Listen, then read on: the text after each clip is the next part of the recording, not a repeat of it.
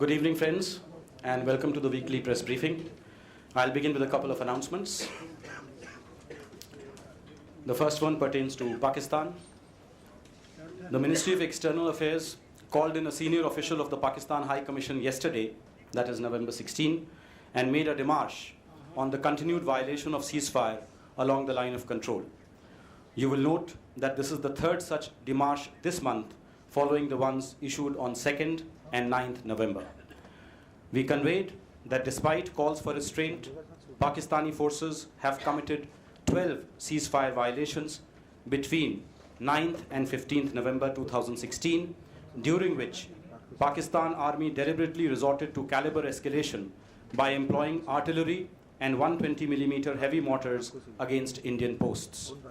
These violent acts constitute a clear violation of the ceasefire agreement of 2003. Government has also protested the deliberate targeting by the Pakistan Army of 14 villages along the line of control during the period 9th to 15th November, which has resulted in 4 fatal and 25 non-fatal casualties, besides causing extensive damage to public and private property and the displacement of civilian population. We also conveyed our strong condemnation of the increase in concentration of terrorists observed along the line of control in the vicinity of Pakistani forward posts.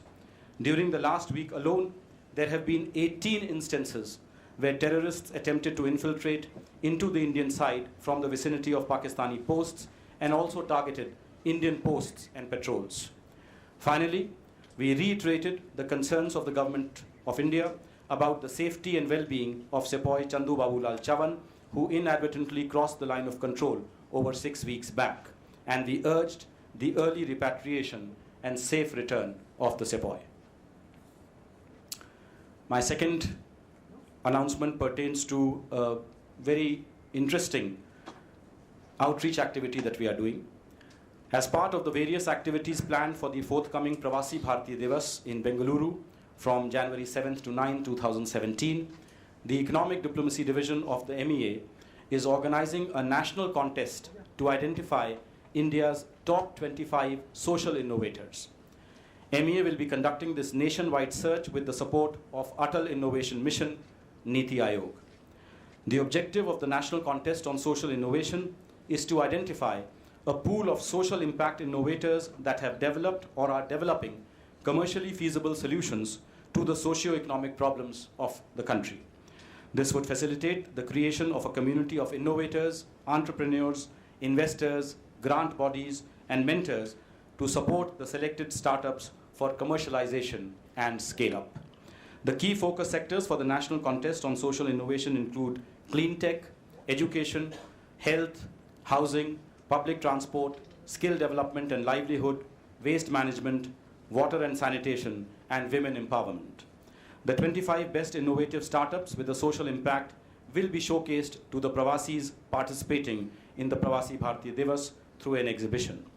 The exhibition will offer an excellent opportunity for the Indian diaspora, and particularly those who represent angel investors and private equity interests, to connect and interact with these social innovators and associate themselves with the social entrepreneurship movement in the country.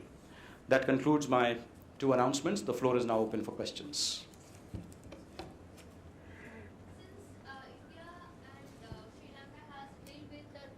Sri Lankan fishermen issues last month. So when will the joint working committee for both of the country will be formed? Since we have the meeting, the ministerial meeting in Jan 2017. Well, the dates for that have not been finalized, but we look forward to an early meeting of that particular committee because, as you know, we have agreed on a step-by-step approach to resolve the fishermen issue once and for all, and I'm sure the joint working group, once it meets, will be able to take some concrete steps in that regard. Maya? Please take the mic.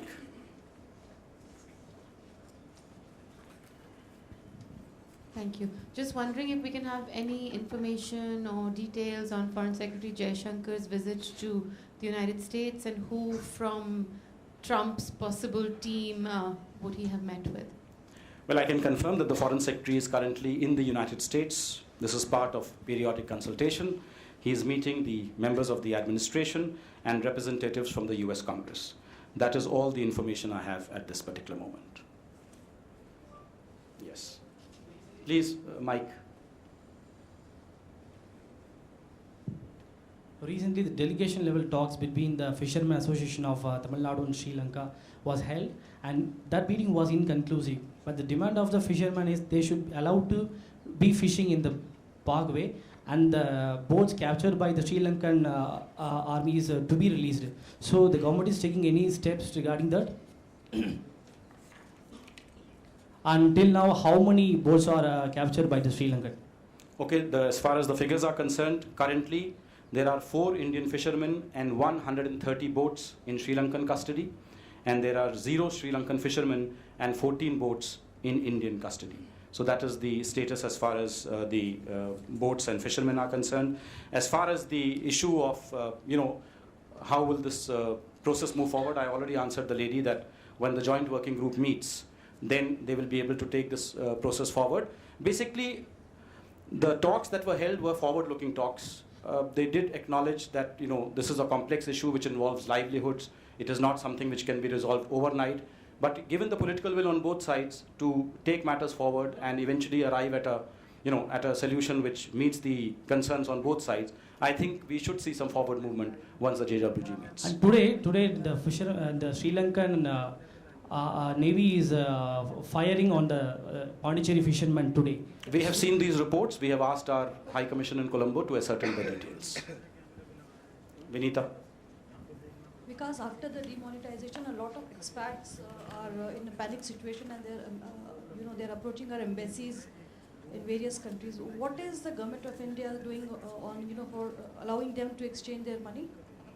Basically, we have received 3 or 4 types of different requests on the issue of demonetization from which pertain to the Ministry of External Affairs. The first concerns the diplomats who are based in Delhi.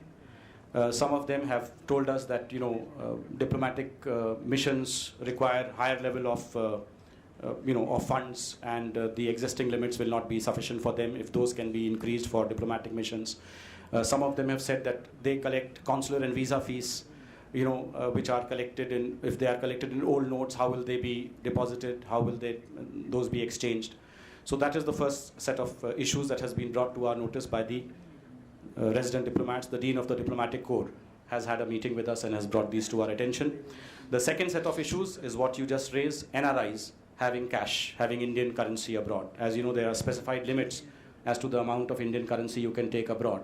But within those limits, if somebody has money abroad and is not traveling to India immediately, what happens? How does he get new notes for the old notes?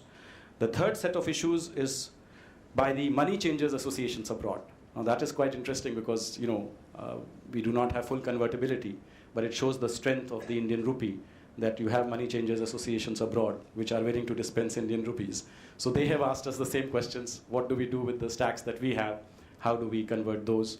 And finally, you have the cases of foreign visitors, tourists, particularly those coming for medical tourism, asking that we have specified requirements. If you are coming for a hip replacement surgery or whatever, then you need to have certain higher thresholds. So what we have done is we have referred all these matters to the Department of Economic Affairs. The Department of Economic Affairs has now formed an inter-ministerial committee headed at the level of an additional secretary. Joint secretary from the MEA is also a member of that committee, and we await their guidance, their advice, and their recommendations, which can then be shared with these various categories who have approached us. Interministerial committee headed by at an additional secretary level. Seema.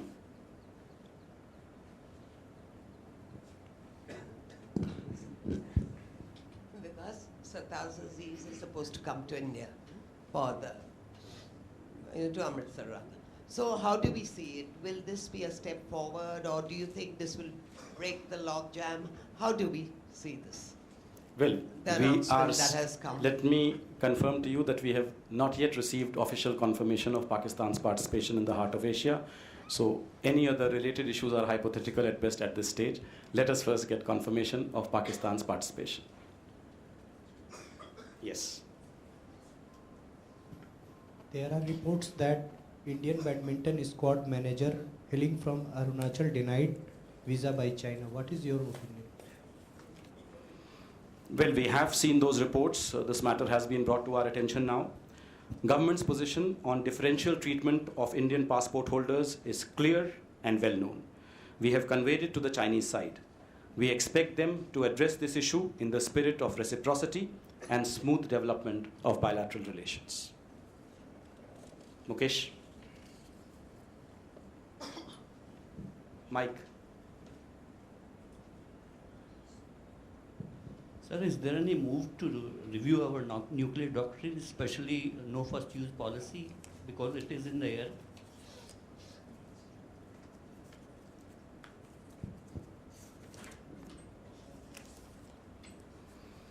As you are aware, India is committed to credible minimum deterrence and no first use of nuclear weapons. There is no change in our policy. Kalol? So Bhutan's National Assembly has voted against the BBIN project. So does that mean that the BBIN project will now be known as BIN, and is Bhutan out of that? Well, the BBIN Motor Vehicles Agreement, as you know, was signed in Thimphu last year by the representatives of the four governments. It may be recalled that the National Assembly of Bhutan had endorsed the BBIN Motor Vehicle Agreement early this year and had forwarded it to the National Council of Bhutan for consideration. We remain hopeful that the Royal Government of Bhutan will be able to complete the necessary internal procedures for operationalization of this agreement at an early date. Ian? Chinese President Xi Jinping is likely to bring up the regional comprehensive economic partnership, in the wake of Trump being elected and likely moving ahead to kill the Trans-Pacific Partnership. I'm wondering if you could maybe outline India's sort of stance on those negotiations, especially ahead of the upcoming meeting next month. Look, Commerce Minister is on record on the RCEP. We remain fully committed to the RCEP negotiations, and an early an early signing of that agreement and its operationalization, because we believe it's in our larger national interest when, the entire ASEAN community plus the 6 partners are able to, have a comprehensive economic partnership agreement, which will open up avenues for greater trade in both goods and services. Well, there is, as I said, this is more in the domain of Ministry of Commerce, and you would have, if you refer to Honorable Commerce and Industry Minister's statement, you will see the concerns that she has outlined. Ritu?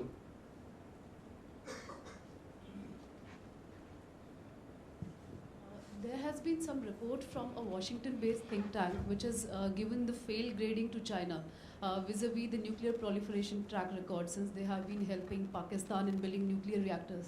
So how do you see this position vis-a-vis Chinese position on India's entry to NSG? Look, as far as our position on the NSG is concerned, our desire to be a member of the nuclear suppliers group, it is fairly well known. We have had ongoing discussions with the Chinese in this regard, and as I had mentioned in a previous briefing, that we hope that eventually China will see the logic of India as a member of the NSG, which will only strengthen global nuclear non-proliferation. Charu? Almost a week after we inked the landmark nuclear agreement with Japan, there still remains some confusion about whether the separate memorandum that we signed with the Japanese counterpart has any legal validity, firstly. So I'd be grateful if you would clarify that. And linked to this, are we willing to, if there is no legal validity to this memorandum, is this something we're also willing to consider with any other future nuclear partner we might sign an agreement with? Look, I think the very fact that you are asking me this question 1 week after the conclusion of the nuclear deal means that there is still some confusion on some aspects. So let me take this opportunity to clarify matters. The Nuclear Cooperation Agreement, in fact, has a specific article, Article number 14, devoted to termination and cessation of cooperation in certain circumstances. This is not new and is similar, in fact, almost identical to the provisions in the US agreement. Any suggestion that the termination clause in the NCA is not binding on India is factually incorrect. All clauses of the NCA are binding on both parties. The circumstances of termination, by their very nature, are not specifiable in the NCA. I would recommend a comprehensive reading of the entirety of the provisions to understand the hypothetical possibilities as well as the mitigating circumstances and consequences. India appreciates the special sensitivities of Japan on nuclear issues. It was felt that a note on views expressed by the Japanese side in the above context could be recorded. Such a record, to be balanced, also needed an accurate depiction of India's position. The note on views and understanding reiterates the commitments that India made in September 2008. No change is envisaged from those commitments, and no additional commitments have been made by India. What must be appreciated is that the NCA opens up new avenues of civil nuclear energy cooperation with international partners. This will help rapidly expand the non-fossil fuel segment of energy production and contribute to India keeping its commitments under the Paris Agreement. At the back, Venkat. Second part for next week. Vikas, has Navtesh Sarna submitted his credentials to Mr. Obama, or does he have to wait till Mr. Trump takes charge, number one? And is Taranjit Sandhu, when is he going to Colombo? Thanks. Last time when I had spoken to our then ambassador designate to Washington, he said his credentials were made in the name of President Obama. So I'm hopeful that he would be able to present them to President Obama. As far as our current DCM's move to Colombo is concerned, I think it will be fairly soon. Yes, Elizabeth? Sir, this is about the International Solar Alliance. I believe there's a framework agreement which is open for signature at Marrakesh. So any details on that? Which are the countries which have already signed? Any details at all? Good question. The framework agreement on the International Solar Alliance was opened for signing, as you know, on the 15th of November 2016 on the sidelines of the COP22 in Marrakesh, Morocco. 19 countries have signed the framework agreement to date. These signatories include, first and foremost, India, Brazil, Democratic Republic of Congo, Dominican Republic, Republic of Guinea, Mali, Nauru, Niger, Tanzania, Tuvalu, Cambodia, Ethiopia, Burkina Faso, Bangladesh, Madagascar, Guinea-Bissau, Fiji, Vanuatu, and Liberia. This is a commendable achievement in that the ISA framework agreement has been opened up for signature within less than a year since the announcement was made to set up the ISA on November 30, 2016 in Paris at the COP21. More countries are expected to sign the framework agreement in the coming weeks. France and the United States are also expected to join after completing some internal formalities. The International Solar Alliance is a legal entity. As a legal entity will come into existence once 15 countries ratify the framework agreement. The ISA will have an assembly which will meet once every year at the ministerial level. There will also be a secretariat that will be manned by a Director General. Currently, the interim secretariat is being run by the Ministry of Non-Renewable Energy Sources. The ISA is a treaty-based intergovernmental organization and will be headquarters in Gurugram, India. India has offered a contribution of rupees 175 crores, approximately $27 million, for creating the ISA Corpus Fund and for meeting the cost of the ISA Secretariat for the initial 5 years. So I think this tells you that how significant progress has been made on the ISA, which will remain a treaty-based organization. I do not see any other questions. In that case, this press briefing comes to a close. Thank you all.